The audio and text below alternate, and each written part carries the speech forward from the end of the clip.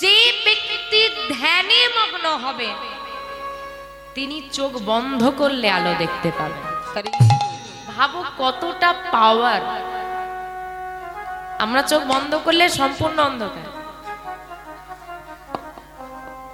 শুধু চোখ বন্ধ করলে কেন, চোখ খুলে রাখো না, এই লাইট গুলো বন্ধ করে দেওয়া হোক, কি দেখবে? অন্ধকার। আমরা চোখ খুলে রেখেও কানা, চোখ খুলেই অন্ধকার হয়ে যাচ্ছে।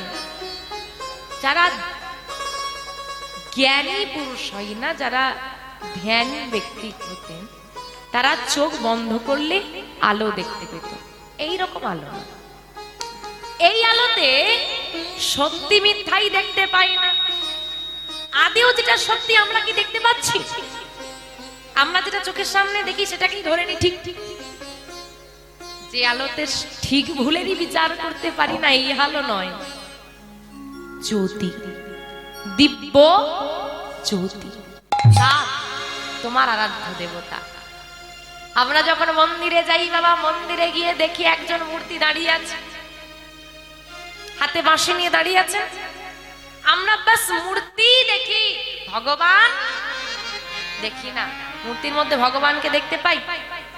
আরে ও তো বাস একটা মূর্তি, দাঁড়িয়েই থাকে, আর কিছু করতে পারে না। তারা তো নয়ন বন্ধ করলে ভগবানের দর্শন পায়। অত অনুরাগ আমাদের মধ্যে নেই। সত্য যুগ হলো না, ত্রেতা যুগ এলো, ত্রেতা যুগে এলো যাগ যজ্ঞ। যজ্ঞ শুরু হলো, লাখ লাখ টাকা খরচা করে যজ্ঞ, অশ্বমেধ যজ্ঞ, নরমেধ যজ্ঞ। পারবো না। এলো দাপর, শুরু করো পূজা। দাপর যুগের সাধনা পূজা। পুজোটা আমাদের হয় কি মা? পুজো হয় তো আমার পূজা হয় তো, নিঃস্বার্থ পূজা হয়, নিঃস্বার্থ পূজা হয়।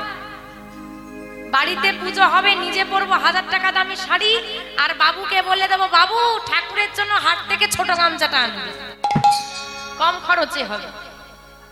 আর যখন ভগবানের থেকে চাইবো তখন কি বলি? মন্ত্র বলায় না, ধনং দেহি, যশং দেহি, বিদ্যা দেহি, সব দাও নাও পচা গলা। এই হচ্ছে আমাদের ভক্তি। এলো কলি। কলির অবস্থা খুব খুব, কলির অবস্থা কি গো? খুব খারাপ। স্বল্প আয়ু, মানসিকতা কম, সময় কম, মানুষ স্বার্থান্বেষী। এই সময়ে দাঁড়িয়ে কি করে হবে সাধনার পথ? ভগবান দিলেন হরিনাম। যে হরিনামে ঘরে থাকো, করতালি দাও, নাম করো, তাতেই উদ্ধার। মহাজন বলছেন, প্রণমঃ কলিযুগ, প্রণমঃ কলিযুগ,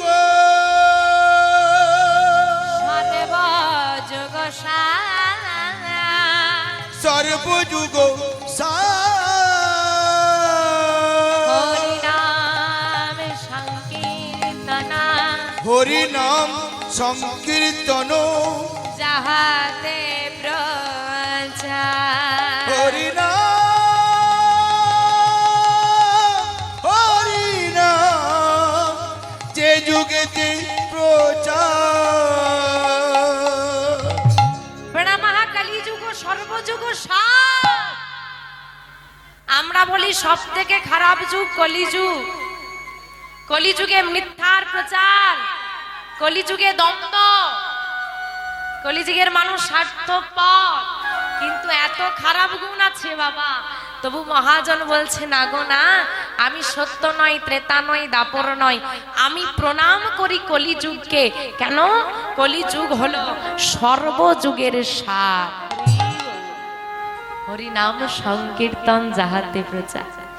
যে কলিযুগে গৃহত্যাগ না করে, টাকা খরচা না করে, শুধু করতালি দিয়ে নাম করলে, ঘরে সব কাজ করো, সব, তার মাঝেও কর্ম করতে করতেই যদি করতালি দিয়ে নাম করতে পারো, তুমি হয়ে যাবে উদ্ধার।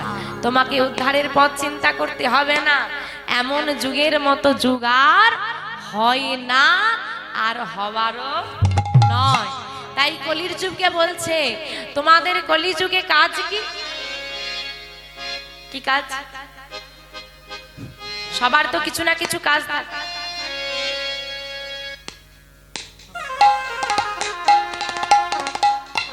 ও বাবা, এখানে যারা বাবারা বসে আছেন কেউ তো বেকার নয়, সবাই তো কিছু কিছু না কিছু কাজ করে। পৃথিবীতে এসে আপনার কাজটা পৃথক হয়ে গেছে, আপনার সঙ্গে আপনার পাশের মানুষের কাজ নিশ্চয়ই একসঙ্গে মিলছে না।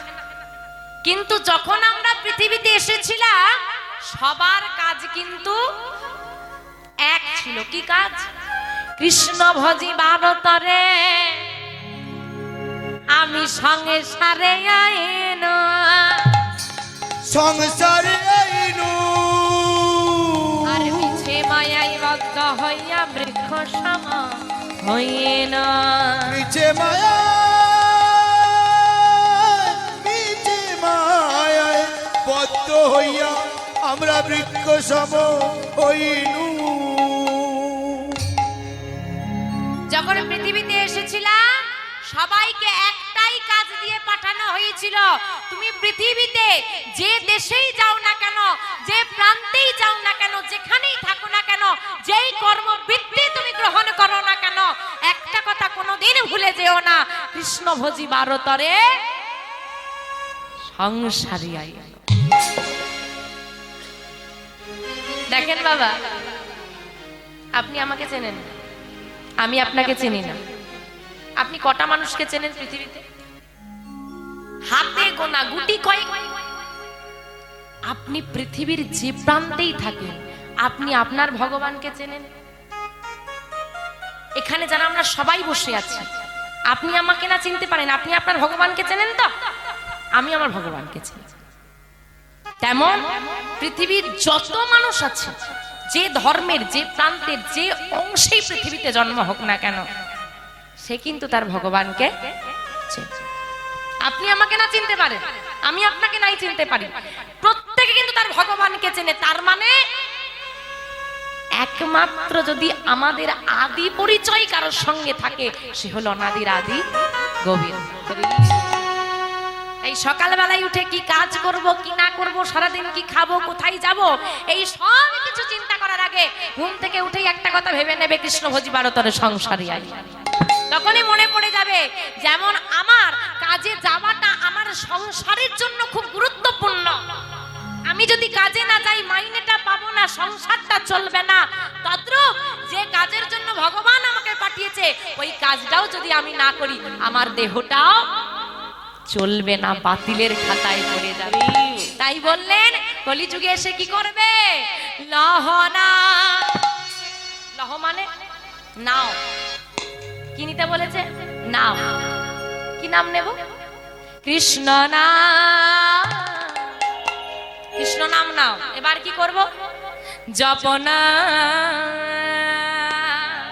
জপ করো অবিরা।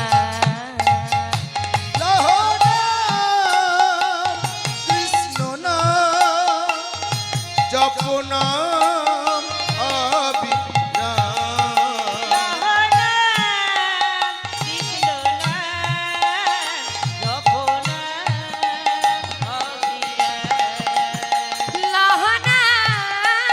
কৃষ্ণ না জপনা অবিরা, কৃষ্ণ না জপনাম অবিরা। পথ চলিতে কথা বলিতে একবার লহরে কৃষ্ণ না। পথ চলিতে কথা বলিতে লহরে কৃষ্ণ নাম। চলিতে কথা বলিতে একবার লহরে কৃষ্ণ না। লহরা কৃষ্ণ তাই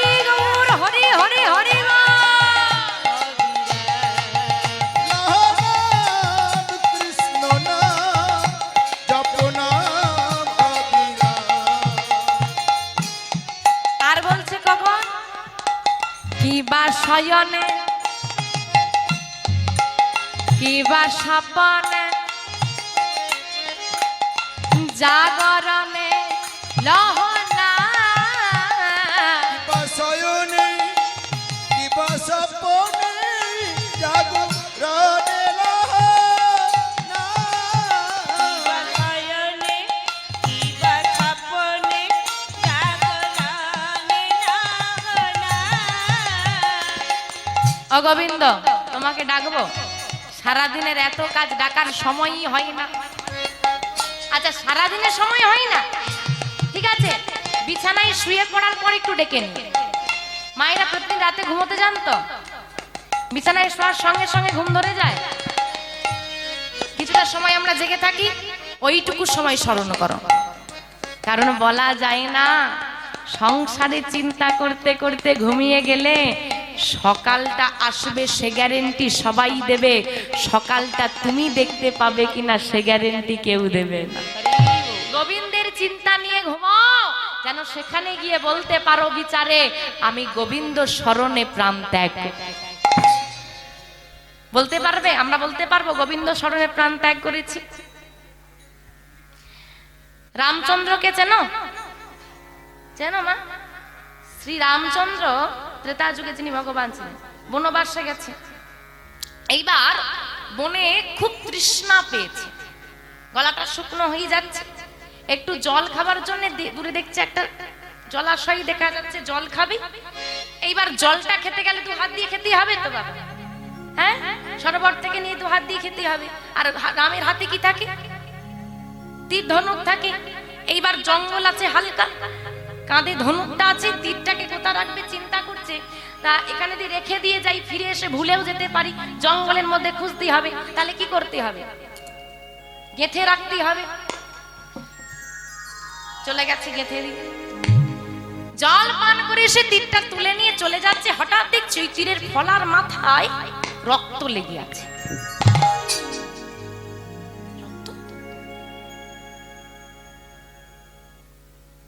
দেখছে একটা ব্যাঙ আহত হয়েছে। আরে তাড়াতাড়ি করে প্রভু হাতে তুলে নিয়েছে। তুমি কি বোকা? এত বোকা কেন তুমি? তোমার আঘাত লাগলো, তুমি একবারও চিৎকার করলে না কেন? চিৎকার করলেই তো আমি তুলে নিতাম তীরটা, তোমার এত কি কষ্ট হতো? ব্যাঙটা হাসতে হাসতে বলছে, প্রভু, যখন মানুষ বিপদে পড়ে যাকে ডাকে, বিপদে পড়লে যাকে ডাকে উদ্ধার করার জন্য, সেই যদি বিপদ নামিয়ে নিয়ে আসে কাকে ডাকবো? নিতাই গৌর হরি হরি। কিন্তু তোমার যে প্রাণ চলে যেত তাতে কি? প্রাণ তো সবারই একদিন যাবে। আমি তো তবু সেই বিচারে গিয়ে বলতে পারবো আমার প্রভুর হাতে প্রাণ গেছে।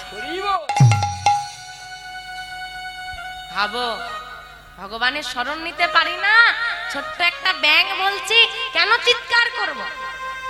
সেখানে গিয়ে বিচারে তো বলতে পারবো প্রভুর হাতে প্রাণ গেছে। আহা, তাই বলছে শরণ নাও, শয়নে শুয়ে স্বপন না, শরণ নাও।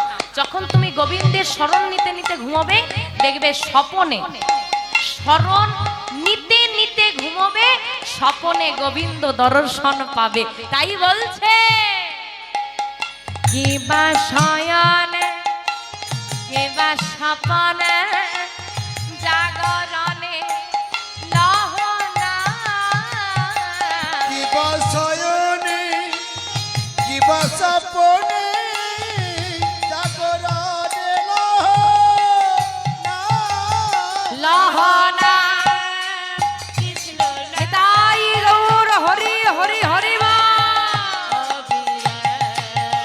লহনাম কৃষ্ণ নাম জপ নাম অবিরাম। এই কলিতে পাপ দলিতে লহললিত কৃষ্ণ নাম।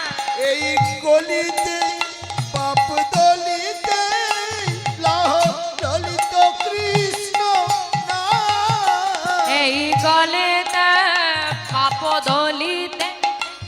লহ ললিত কৃষ্ণ নাম। এই কলিতে পাপ দলিতে ললিত কৃষ্ণ নাম। মাগো আমরা সবাই কলির জীব তো, কলিযুগে আছি তো। আজকে কলিযুগের মানুষ হয়ে কেউ আমরা একা নেই, এতজন একসঙ্গে বসে আছি। একজন দাঁড়িয়ে বলতে পারবেন আপনি সারাদিনে কটা পাপ করেন? তোমার কটা পাপ করো গো? পাপ করো না? হ্যাঁ কটা? বাবাদের কি মনে হয় কটা করে করি?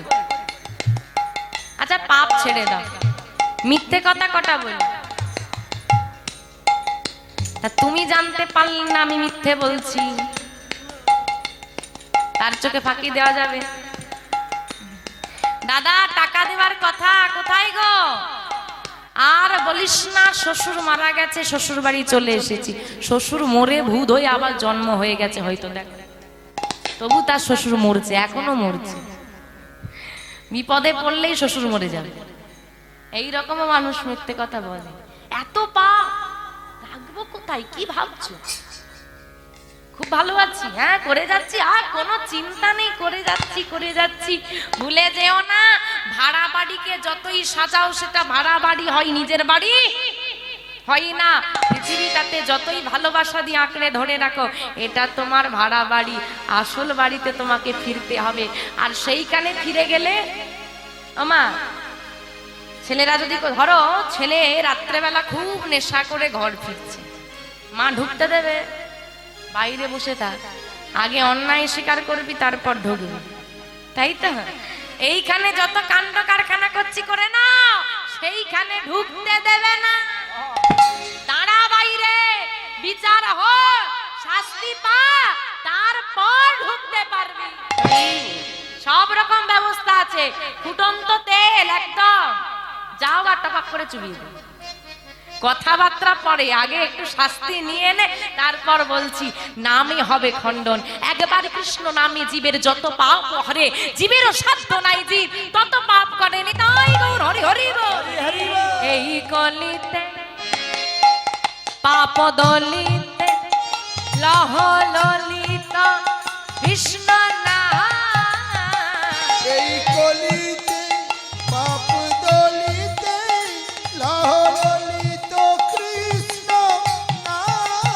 লহ নাম কৃষ্ণ নাম জপ নাম। তাই গৌর হরি হরি হরি বল।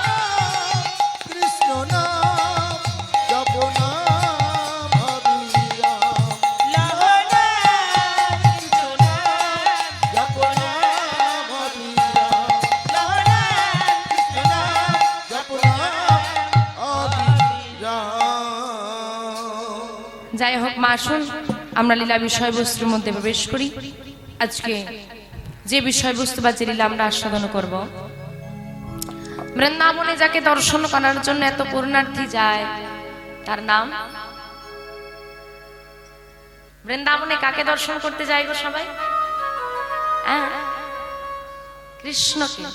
কৃষ্ণকে তো অবশ্যই, সব জায়গায় আমার কৃষ্ণ অবতীর্ণ, কিন্তু কৃষ্ণ তো এখানেও দেখা যাবে। এখানে কি মন্দির নেই? বৃন্দাবনে কেন? বৃন্দাবনে কৃষ্ণের একটা বিশেষ রূপ আছে, যার নাম বঙ্গু বা বাঁকে বিহারী লাল। অদ্ভুত বিষয় এগুলো, লক্ষণীয় বিষয় হয় বাবা। আপনি রাধা মাধব মন্দির, মদন মোহন মন্দির, মদন গোপাল মন্দির, গৌরনিতাই মন্দির পৃথিবীর একাধিক জায়গায় পেয়ে যাবেন, কিন্তু বাঁকে বিহারীর মন্দির বৃন্দাবন ছাড়া পৃথিবীর আর কোনো জায়গায় নেই, ভবিষ্যতেও কোনোদিন হবে না। দ্বিতীয়, বিগ্রহের সাদৃশ্য। আপনি বেড়াতে গেছেন বিভিন্ন জায়গায়, দেখে থাকবেন ভগবানের যে বিগ্রহ হয়, শ্রী বিগ্রহ, আপনি বলেন আরে আরে আরে এই বিগ্রহটা যেমন দেখ, ওই মন্দির এরকম বিগ্রহ দেখেছিলাম না, এরকম হয়, প্রায় হয়।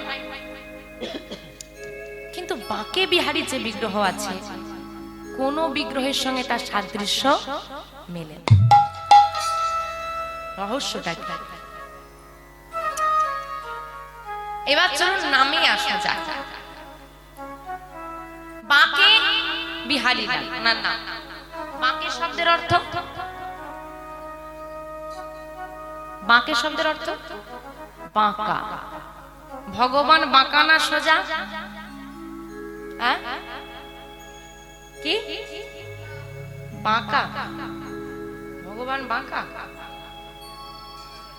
হ্যাঁ বাবাদের কি মনে হয় ভগবান বাঁকা না সোজা? বাঁকা। বাহ, ভগবানের দেহে 3টে বাঁক আছে, একটা দুটো না। ঘাড়ে একটা, কোটি দেশ, কোমরে একটা, চরণে একটা।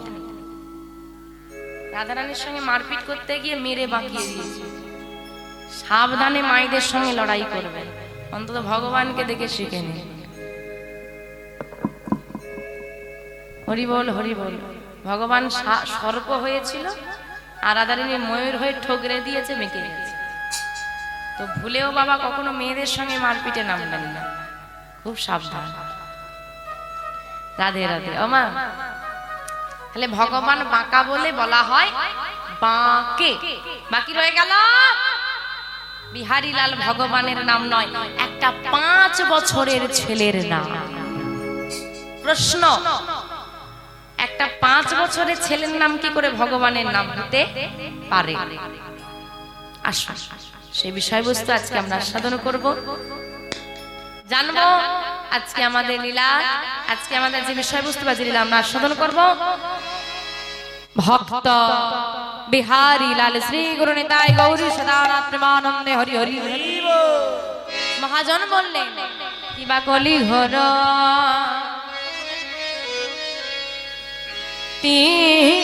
মেরে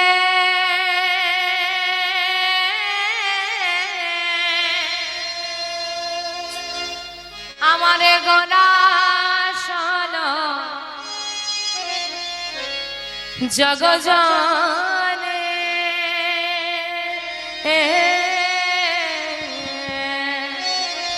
কিবা কলি ঘোর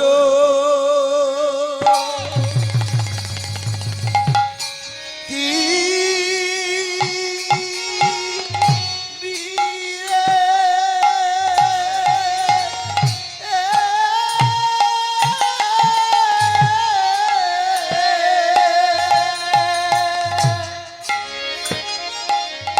আমার গোরা সলো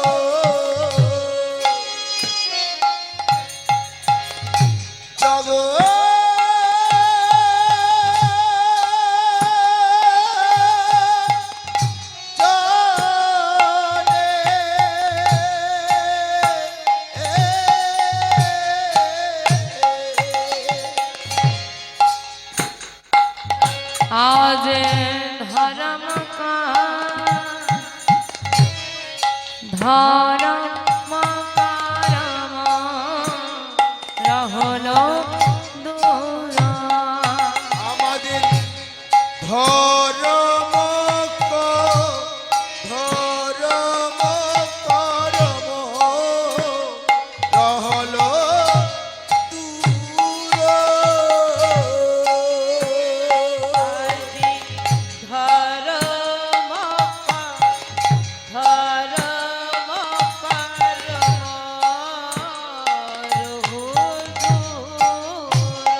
ধর্ম দূরে যে গেল রে, দূরে যে গেল রে, ধর্ম দূরে যে গেল রে, কলি ঘরতে ধর্ম দূরে যে গেল রে, কলি ঘরতে ধর্ম দূরে যে গেল রে, ওই না কলির জীবে উদ্ধারিতে, দূরে যে গেল রে, কলির জীবের ধর্ম উদ্ধারিতে দূরে যে গেল ওই না ধর্ম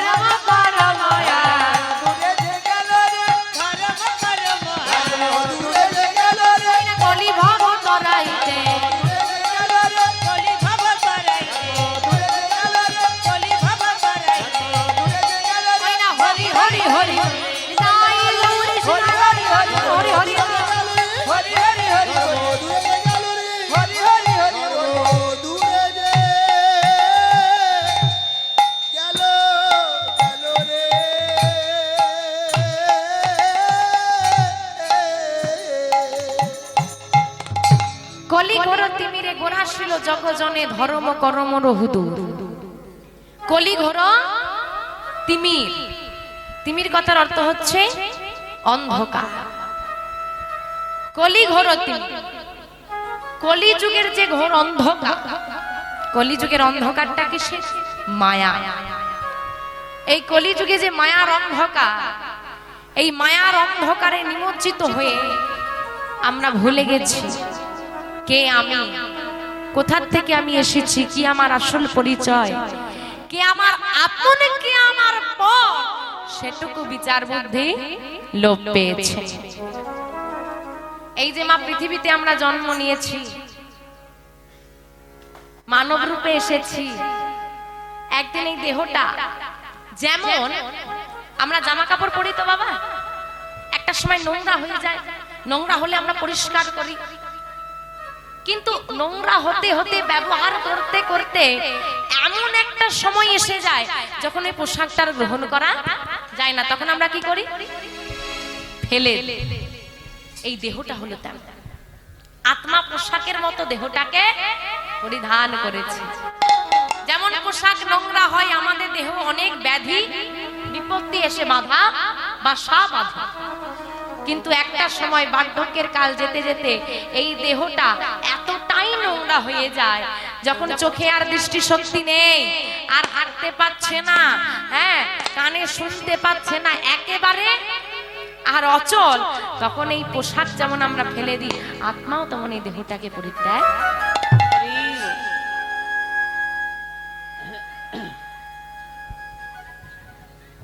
তাই মায়ার অন্ধকারটা এমন বাবা, যাকে আপন করব বলে পৃথিবীতে এলাম। দুটো নয়ন দাও তোমার যুগল চরণ দর্শন করব, বদন দাও কৃষ্ণ কথা বলবো, শ্রুতিমূল দাও কৃষ্ণ কথা শ্রবণ করব, চরণ দাও তীর্থে তীর্থে ভ্রমণ করব, বদন দাও কৃষ্ণ কথা বলবো। হ্যাঁ গো, বলে তো এসেছিলাম, কেউ করেছি কাজে? যে হাত দুটো এনেছিলাম গোবিন্দ সেবা করার জন্য, সেই হাত দুটি দিয়ে জগৎ সেবা করেছি, তবু গোবিন্দের সেবা করতে আমরা ভুলে গেছি। যেমে নেতা কৃষ্ণ দাস তাহা ভুলি গেলাম, তাহা ভুলি গেলাম, সেই দশে মায়া পিশাচে তার গলেতে বাঁধিলাম, গলেতে গলেতে বাঁধিলাম। জীব নিত্য কৃষ্ণ দাস তাহা ভুলি গেলা, আমরা যে নিত্য গোবিন্দের দাস তা আমরা ভুলে গিয়েছি, আর ভুলে গিয়েছি বলে মায়া পিশাচি গলায় বেঁধে বসেছে। যখন মানুষ হয়ে মানুষের ভালো মন্দ চিন্তা করতে পারলাম না, গোরা আসিল জগজনে, গৌর হরি এলেন জগজনকে উদ্ধার করাবার জন্যে। আজ থেকে 538 বছর পূর্বে 1407 শতাব্দে 23 ফাল্গুন 1486 খ্রিস্টাব্দে দোল পূর্ণিমা তিথিতে সূর্য মায়ের কোল আলো করে আমাদের এই পশ্চিমবাংলার মাটিতে নদিয়া জেলার নবদ্বীপ ধামে আমার সচি মায়ের কোল আলো করে আমাদের ভাগ্য আকাশে উদিত হলো গৌর চাঁদ। যে গৌর আর নিতাই দুই ভাই এসে অযাচিত ভাবে আমাদের ভালো করবে বলে সবার দাঁড়িয়ে দাঁড়িয়ে গিয়ে হাতে ধরে পায়ে ধরে নামের প্রচার করে, প্রেম প্রেম দাও আর নাম নাও, তাহলেই হবে উদ্ধার, আর কিচ্ছু লাগবে না। এমন করে যদি নিজেদের সর্বস্ব ত্যাগ না করে আমাদের কলির জীবের দাঁড়িয়ে দাঁড়িয়ে সে নাম না প্রচার করত, আজকে এই যে সবাই মিলে বসে আনন্দ করছি, নাম শুনছি, এটা আমরা কখনোই পারতাম না। সবই আমার নিতাই গৌরের কৃপা। তাই বলছে কি জানো, আমার গৌরে লরে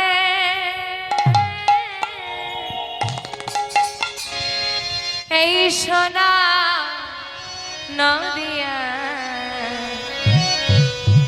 হুলো ধনী, মায়েরা সবাই মিলে হুলো ধনী দাও তো, হুলো ধনী হুলো ধনী, বা বা বা বা, হরি ধনীর নিতাই গৌর হরি হরি শব্দ শোনা যায় আমাদের গৌরে লরে।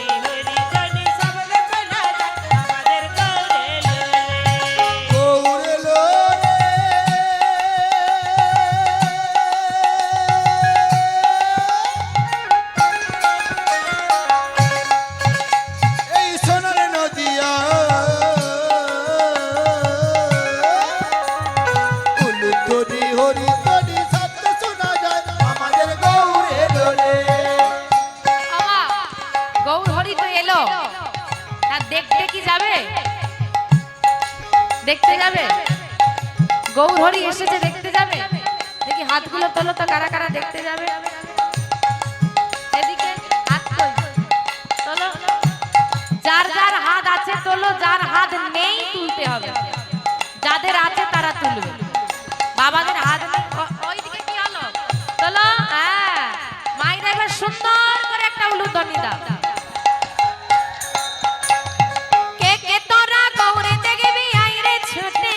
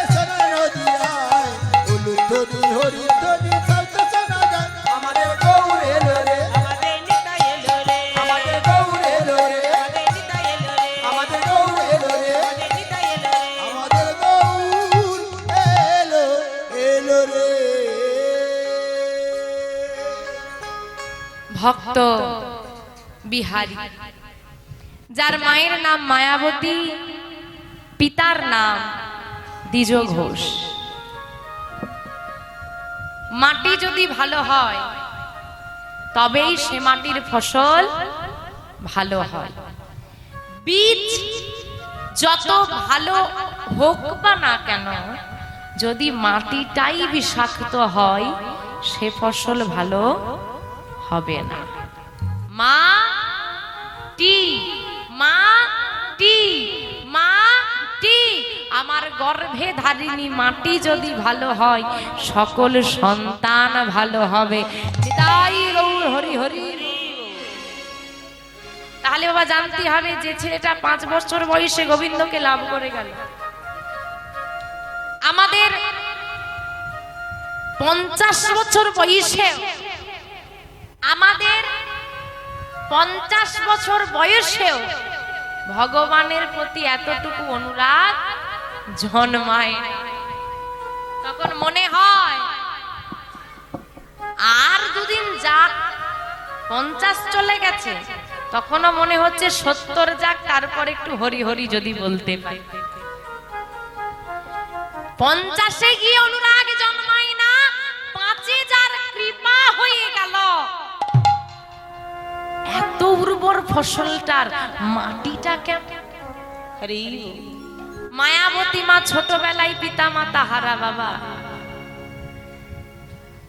এ জগতে যার বাবা মা নেই তার পুরো পৃথিবীটাই শূন্য। ছোট্ট মায়াবতীর পরিবারে 4 জন। কজন? 4 জন। কে কে? মায়াবতী, তার পিতা মাতা, আর একজন কে হতে পারে? আমাদের সবার পরিবারে আছে, কিন্তু তাকে আমরা বাদ দিয়ে রাখি। ভগবান, সেও আমাদের পরিবারের একজন, কিন্তু ভাবি কি আমরা বাস গোপাল তো গোপালই তো বিগ্রহই, ও কি আর আমাদের মতো? বৃন্দাবনে মা যশোমতী গোপালের মা হলেও প্রতিদিন কিন্তু সবার বাড়িতে গিয়ে নবনী খেয়ে আসত। কেন? তারা ভাবতো গোপাল আমাদেরও সন্তান। রে তুমি কোনোদিন ভাবনি তাই তোমার ঘরে আসেনি খেতে? আমরা তো ভাবতে পারি না।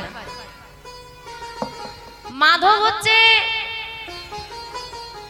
মায়াবতীর পরিবারের একজন, তাকে প্রতিদিন সেবা দিতে হয়। সেও ঘুমোয়, সেও ওঠে। মায়াবতীর সে এখন ভালো বন্ধু। যাই হোক না কেন সারাদিন মায়াবতী বসে বসে ওই মাধবকে সব জানায়। একদিন মায়াবতী সকালবেলায় বাবা খেলতে গেছে, খেলা করে ফিরে দেখছে মা শুয়ে আছে। মায়ের কাছে গিয়ে বলছে, ও মা, মা গো, ও মা খুব খিদে পেয়েছে, একটু খেতে দাও না। ও মা, মা গো, কোনো সাড়া। ও বুঝেছি, সকালবেলায় মা খেলতে যেতে বারণ করেছিল, আর মায়ের কথা না শুনে আমি খেলতে চলে গিয়েছিলাম, তাই মায়ের অভিমান হয়েছে। আর অভিমান করে মা আমার সঙ্গে কথা বলছে।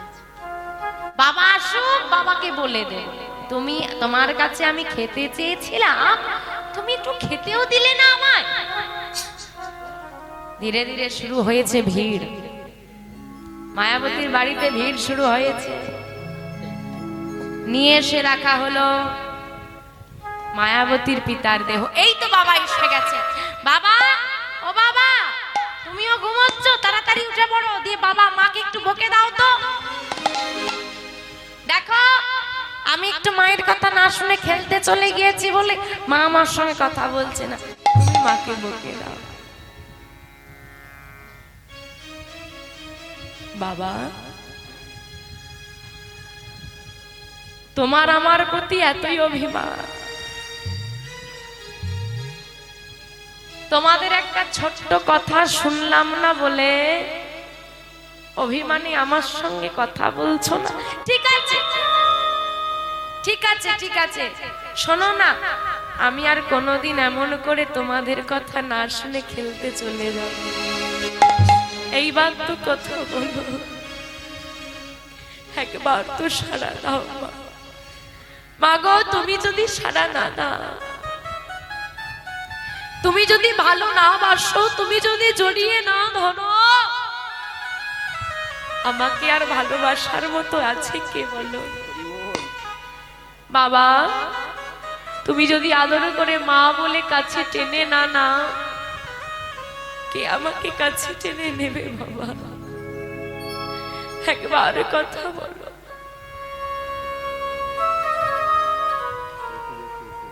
একবার মায়ের কাছে, একবার বাবার মৃতদেহের উপরে পড়ে মেয়েটা চিৎকার করে কাঁদছে। যখন মেয়েটা চিৎকার করে কাঁদছে, পাশের এক মা এসে মায়াবতীকে শক্ত করে ধরে বুকের মধ্যে জড়িয়ে ধরে বলছে, শোন মায়াবতী, চিৎকার করিস না, তোর বাবা মা তোকে ছেড়ে চলে গেছে, আর কোনো দিন কথা বলবে না। না, মিথ্যে বলছো। আমার মা আমাকে বলেছে আমাকে ছেড়ে সে কোনোদিন যাবে না। আমার বাবা আমাকে বলেছে তোর ভয় নেই, আমি আছি। ঠিক কথা বলবে মা। সবাই বলছে তুমি নাকি আমাকে ছেড়ে চলে গেছো, একবার সাড়া দিয়ে দেখিয়ে দাও, তুমি আমাকে ফেলে রেখে চলে যাও। মা গো,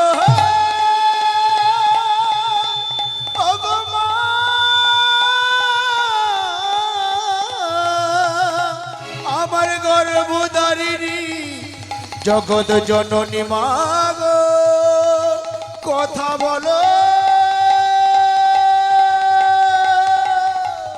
কথা বলো মা, মা গো। কত চিৎকার, কত আর্তনাদ, কত নয়নের বাড়ি, না না না, সারা এলো না। মায়াবতী বুঝে গেল আমি দুনিয়ায় হয়ে গেলাম বড় একা। ঘরের মধ্যে ঢুকেছি, এখনো একজন বাকি আছে না পরিবারে। সেই মাধবের বিগ্রহটা বুকে তুলে নিয়ে জড়িয়ে ধরেছি, ওগো মাধব আমি যে বড় একা হয়ে গেলাম গো।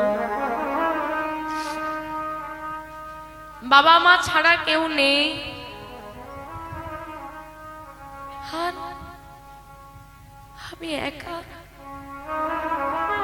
মাধব, বাবা মা তো আমাকে ছেড়ে চলে গেল। এতদিন তো তুমি কথা বলনি, একবার মুখ ফুটে আজকে বলে দেখো না মাধব, একবার আমাকে কথা দাও, একবার বলো না। সবাই তো আমাকে ছেড়ে চলে গেল, তুমি আমাকে ছেড়ে কোনোদিন এই দুনিয়ায় একা ফেলে, আমাকে কোনোদিন একা ফেলে তুমি চলে যাবে না তো?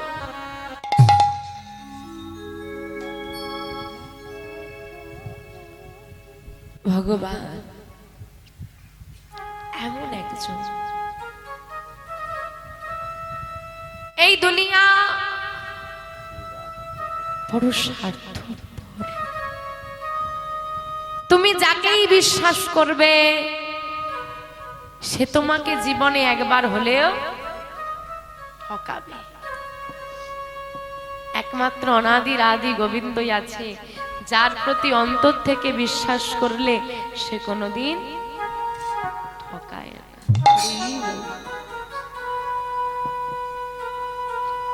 যদি ভগবানকে তুমি সামনে রাখতে পারো, এমনটা আমি বলবো না, বা হয় না যে তুমি ভগবানকে বিশ্বাস করো বলে, ভালোবাসো বলে তোমার জীবনে কষ্ট থাকবে না।